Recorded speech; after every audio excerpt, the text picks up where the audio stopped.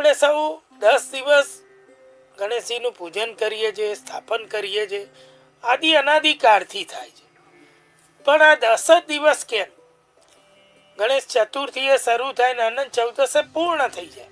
આ વખતે 7 સપ્ટેમ્બર શનિવારે ગણેશ ચતુર્થી પ્રારંભ થશે અને 17 સપ્ટેમ્બરે 10મો દિવસ અનંત ચૌદસ થઈ જાય ત્યારે તેમનું વિસર્જન થઈ જશે.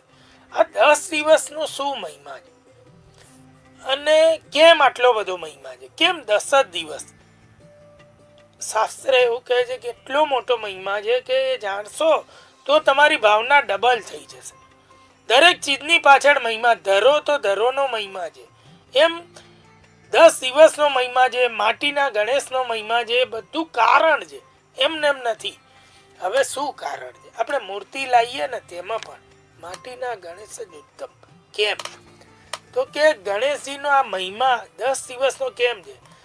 તો વેદવ્યાસજીએ ભગવાન ગણેશને પ્રાર્થના કરી. ક્યાં કરી? તો એવું કહે છે કે બદ્રીનાથમાં એમનો આશ્રમ હતો વેદવ્યાસજીનો. પરાશર ઋષિના તે પુત્ર છે. બહુ ઓછા લોકો જાણે, આજે પણ આશ્રમ છે. હવે ભગવાન ગણેશને પ્રસન્ન કરવા એમણે દિવસની પસંદગી કરી કે ગણેશ ચતુર્થી ગણેશજીનો જન્મદિવસ છે, ત્યારે પ્રાર્થના કરો. અને ગણેશજીને વિનંતી કરી, પ્રસન્ન થયા. એટલે ગણેશજી એમનો જન્મદિવસ હોય એટલે ખુશ હોય. એટલે જ હું કહું છું, આ સ્થાપના કરો, ગણેશજી ખુશ હોય. તમે જે માગો એ મનોકામના પૂર્ણ કરે. પણ કેવી રીતે, ક્યારે કરે? તમે સંકલ્પ મુજબ તમારી ભક્તિ કરો ત્યારે. કેવળ માગી લેવાથી મળતું નથી, એ મુજબ કાર્ય કરવું પડે. હવે વેદવ્યાસજીએ પણ એવું જ કર્યું. ખૂબ જ સંકલ્પ કરી ગણેશજીને પ્રસન્ન કર્યા, ખુશ કરી દીધા. તો ગણેશજી પ્રસન્ન થઈ ગયા.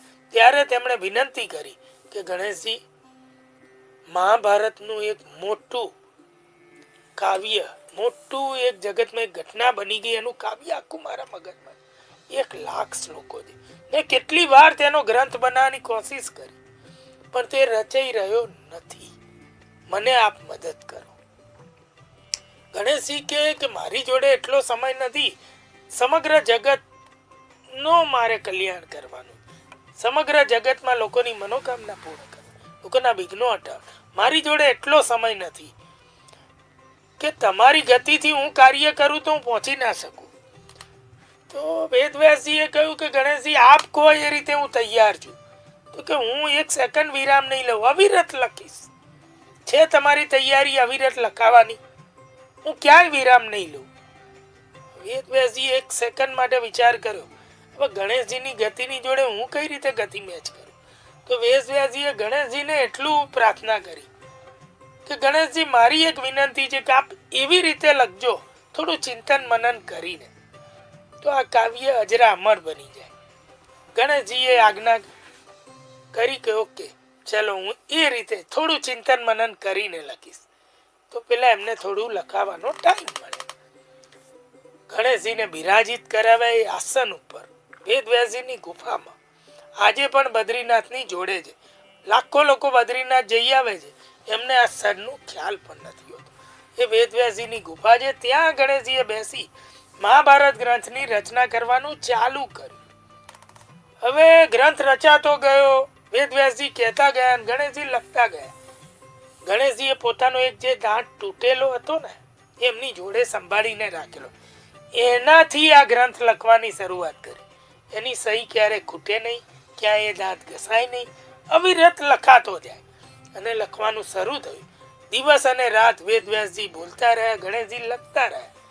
ત્રીજો દિવસ, ચોથો દિવસ થયો ને ગણેશજી આમ લખવાના વેગમાં અને જ્યારે જ્ઞાનના શ્લોકો બધા રચાતા હોય એની ઉર્જામાં ગણેશજી પણ ઉર્જાઈ. આમ પણ ગણેશજી થોડા ઉર્જાવાન છે, તેજસ્વી છે, એટલે ઉષ્ણતા એમનામાં બહુ ભરેલી. ધીમે ધીમે એમનું શરીર ગરમ બનતું હોય. શરીર એટલું ગરમ બન્યું, ધીમે ધીમે આંખો લાલ થવા માંડી. ગણેશજી ઉગ્ર વેગમાં આવી ગયા, ઉગ્ર થવા લાગ્યા. વેદવ્યાસજીએ જોયું કે ગણેશજી તપ્ત થઈ ગયા, ગરમ શરીર થવા માંડ્યું છે ગણેશજીનું. કે હવે મારે કંઈક કરવું પડશે. તો બાજુમાં માટી પડી હતી, ત્યારે માટી વેદવ્યાસજીએ લીધી, થોડું જળ મિશ્રિત કર્યું અને ગણેશજીને લખાવતા લખાવતા તેમના આખા શરીર ઉપર માટીનો લેપ લગાવ્યો અને ગણેશજી ઠંડા રહે તેવી ભાવના કરી, ઠંડા થાય. એ શરીર ગરમ થયું હતું ને, તો ગણેશજીને માટીનો લેપ કરતા કરતા તે શ્લોકો કહેતા ગયા અને ગણેશજી લખતા ગયા. લેપ કરી અને મૂક્યો, પાછું શરીર ગરમ થયું, માટી સુકાવા લાગી, ફરી તેની ઉપર લેપ લગાવતા ગયા. એમ કરી અને ગણેશજીને શીતળતા પ્રદાન કરાવતા રહ્યા, ઠંડક મળતી રહી. ગણેશજી અવિરત લખતા રહ્યા. લખતા લખતા એવું કહેવાય છે કે 1,00,000 શ્લોક, આ મહાભારતનો ગ્રંથ ભાદરવા સુદ 14 રોજ પૂરો થઈ ગયો, સમાપ્ત. અંતિમ સમય આવી ગયો. ત્યારે પણ ગણેશજીની બધી માટી સુકાઈ ગઈ હતી અને આમ પડ આમ ખુલવાની તૈયારી હતી, એટલી ગરમ થઈ ગઈ હતી. ત્યારે વેદવ્યાસજીએ ફટાફટ શ્લોકો અંતિમ બોલી ગ્રંથ પૂર્ણ કરાવી દીધો અને ભગવાન ગણેશનો આભાર માન્યો. તેમના પગમાં પડી ગયા, ખુશ થઈ ગયા અને બાજુમાં એક જળાશય હતું. વિનંતી કરી કે હે ભગવાન ગણેશ, આપ આ જળાશયમાં બિરાજિત થાઓ. અને ભગવાન ગણેશની માટી વિસર્જિત કરવા એમને જળાશયમાં બિરાજિત કર્યા. તેમની માટીનું વિસર્જન થયું. ભગવાન ગણેશને શીતળતા પ્રાપ્ત થઈ. ત્યારે ભગવાન ગણેશે વેદવ્યાસજીને આશીર્વાદ આપ્યા કે વેદવ્યાસજી, આપે જે મારી ઉષ્ણતા દૂર કરવા, જે મને શીતળતા પ્રદાન કરાવવા આજે માટીનો લેપ કર્યો, એ ઉત્તમ ચાતુર્યનું કામ હતું. તો મારો આ સંકલ્પ અને મારું કાર્ય પૂર્ણ થયું. તો હું આપને અને જગતમાં સમગ્ર જગતને આશીર્વાદ આપું છું. જે કોઈ પણ આ માટીના ગણેશમાં મારું ધ્યાન કરી પૂજન કરશે, તેમની હું મનોકામના પૂર્ણ કરી, તેનાથી મને શીતળતા પ્રાપ્ત થશે. હું એમના જીવનમાં એવી શીતળતા આપીશ, આપની પણ તમામ મનોકામનાઓ પૂર્ણ થાય. અને એવું કહ્યું કે આપે આ માટીનું પણ જે વિસર્જન કરાવ્યું, હું તેનાથી પણ સંતુષ્ટ થયો છું. તો હું તમારા જીવનમાં પણ આપત્તિઓ અને તકલીફો વિસ્તૃત કરી નાખીશ, બધી દૂર કરી દઈશ, વિઘ્નોને હટાવી દઈશ અને તમને પણ તરો તાજા તંદુરસ્ત સ્વસ્થ જીવન પ્રદાન કરીશ. આવા આશીર્વાદ મળેલા છે. એટલે માટીના ગણેશજી લાવવા જોઈએ અને એટલે જળમાં વિસર્જિત કરવા જોઈએ. હવે ગણેશજીની એક કથા છે બહુ નાની, આપણે જાણી લેવું જોઈએ કે કેમ. જેમ પેલા બેને સવાલ પૂછ્યો તો 21 ગાંઠો આપણે ધરાવવાનું કહ્યું અને ગણેશજીને ધરાવવાથી ખુશ થઈ જાય.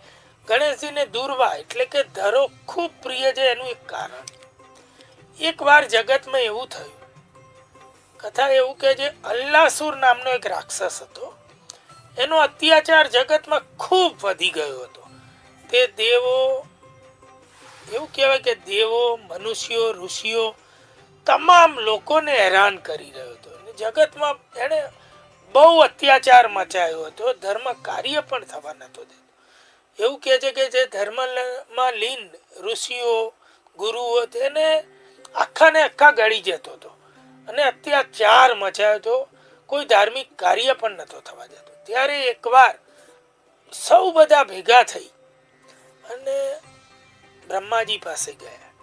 બ્રહ્માજીને પ્રાર્થના કરી કે આપ આ અલ્લાસુરના ત્રાસમાંથી એમને બચાવો.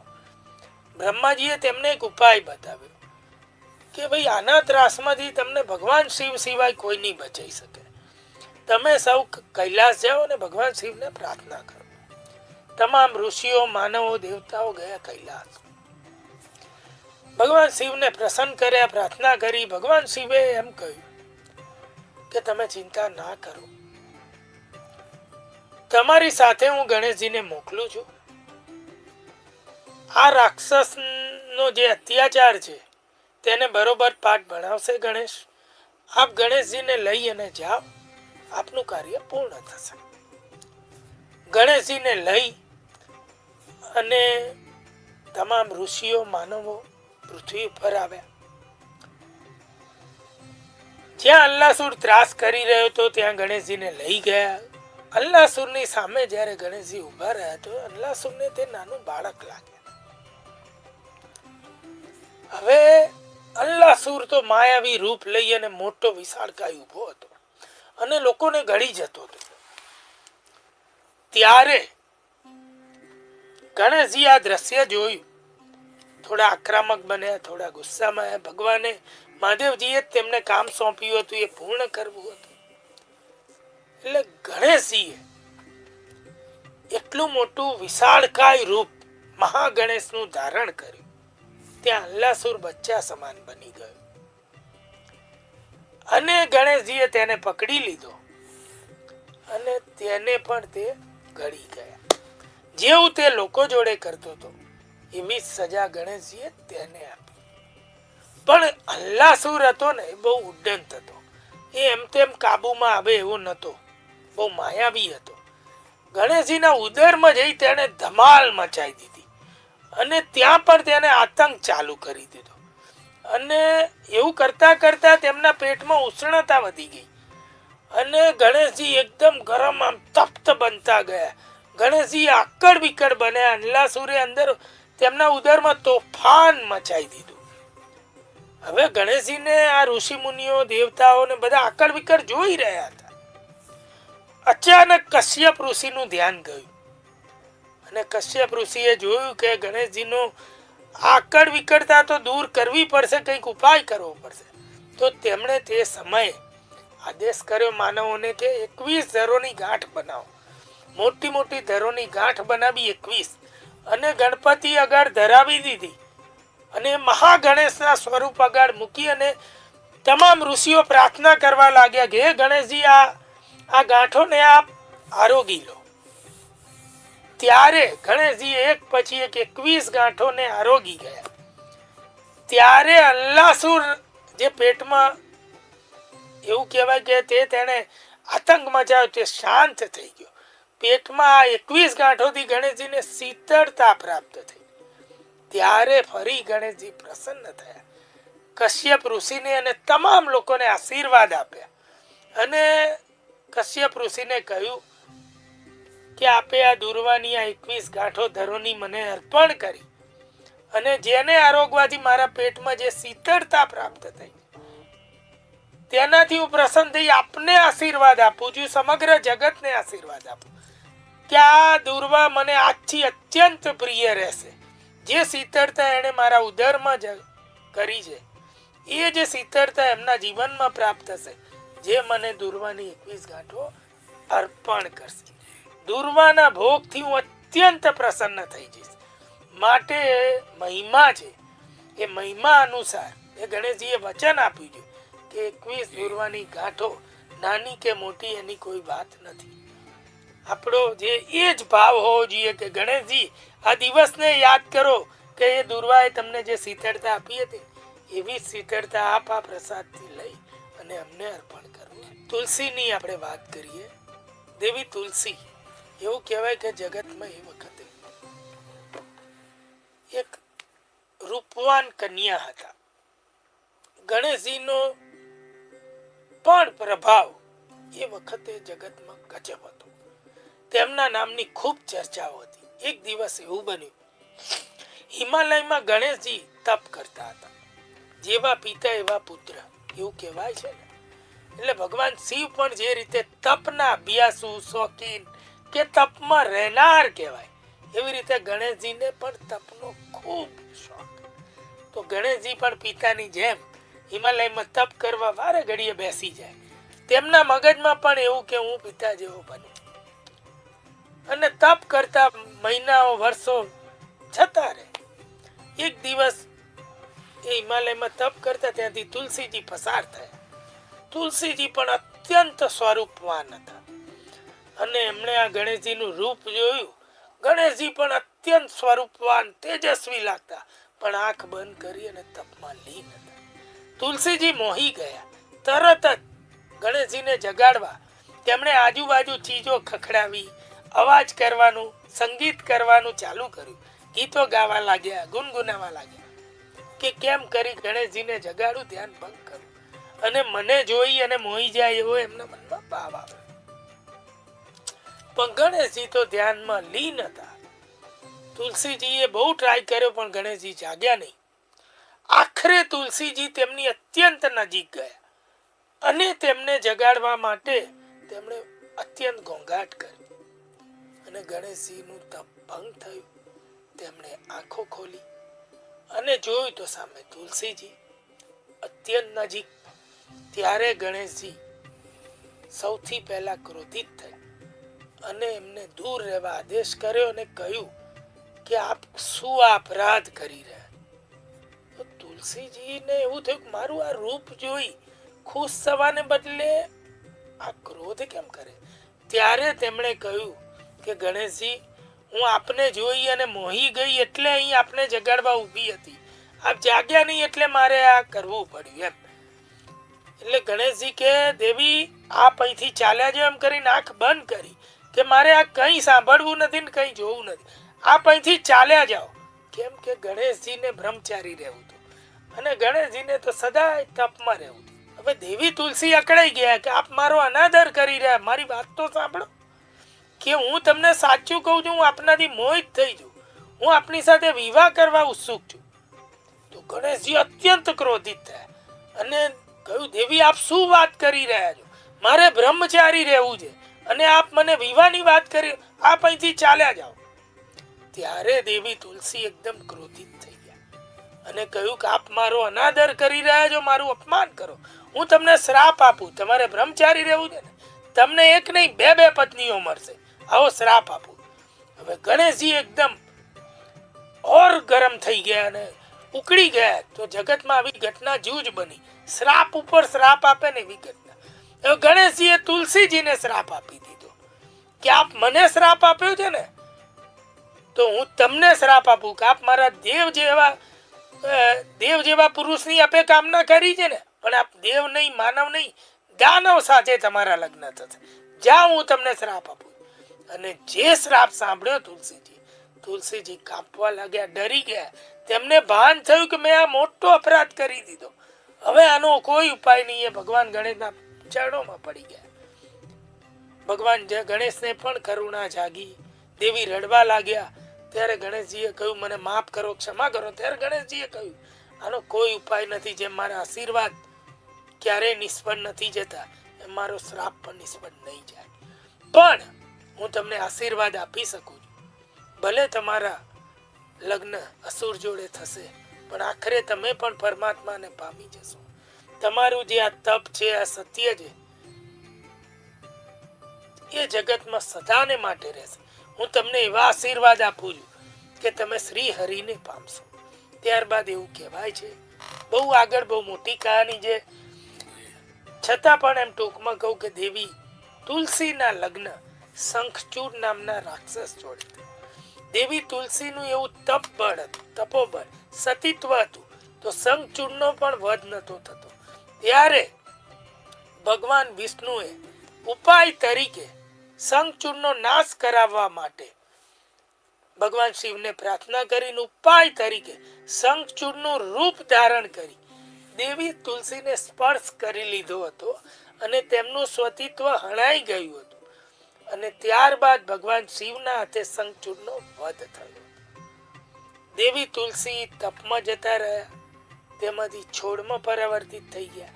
એ પહેલા દેવી તુલસીને ખબર પડી કે આ શંખચૂડ નતો, ભગવાન વિષ્ણુએ મને સ્પર્શ કરી લીધો એટલે મારું સતીત્વ આ શંખચૂડને ના બચાવી શકે.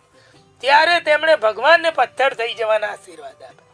ત્યારે ભગવાન શાલિગ્રામ રૂપે પરાવર્તિત થયા, પથ્થર થઈ ગયા. ત્યારે ભગવાન વિષ્ણુએ પ્રસન્ન થતા કહ્યું કે દેવી આપના સ્વતિત્વથી હું પ્રસન્ન છું અને હું પણ જગતમાં લોકોને પણ કહું છું કે આ મારા પથ્થર રૂપના આપની સાથે વિવાહ થશે, એટલે આપણે તુલસી વિવાહ કરીએ છીએ અને આપ આ રૂપના મારા પત્ની ગણાશો. એમ કરી અને ભગવાને તેમને આશીર્વાદ આપ્યા. અને મારા પ્રસાદમાં જ્યારે જ્યારે આપ હશો ત્યારે જે મારો પ્રસાદ સંપૂર્ણ ગણાશે અને હું તેને આદર સહિત ગ્રહણ કરીશ, એવું કહી અને આશીર્વાદ આપ્યા. આવી એ ઘટના બની, એ ગણેશજીના આશીર્વાદ હતા. પણ ગણેશજી આ બધા આશીર્વાદ આપ્યા, આવું ફળ મળવાનું હતું. પણ ગણેશજીએ કહ્યું કે આ બધું થશે પણ મારા પ્રસાદમાં તુલસીજી આપ નહીં હો. જો આપ હશો તો એ પ્રસાદને હું ગ્રહણ નહીં. ત્યારથી એવું કહેવાય છે કે ગણેશજીના પ્રસાદમાં તુલસીનું પત્તું ન મુકાય, એ ખાસ ધ્યાન રાખવું. કારણ કે ગણેશજીનું તેમણે તપ ભંગ કર્યું છે. આશીર્વાદ ગણેશજીએ ભલે આપ્યા પણ ગણેશજી તેમની પર ક્રોધિત. હવે ગણેશજીના એક નહીં પણ 2 લગ્ન એટલે રિદ્ધિ સિદ્ધિ સાથે થયા. ગણેશજીએ લગ્ન કરવા જ નતા. ગણેશજીએ બ્રહ્મચારી રહેવું હતું. આ આખી ઘટનાથી એવું કહેવાય છે કે તુલસીજી તેમને અપ્રિય રહ્યા અને તેમણે એવું કહ્યું કે દેવી ભલે કંઈ પણ હોય આપ વિશ્વપ્રિયા બનશો પણ મારા પ્રસાદમાં સ્થાન નહીં મળે.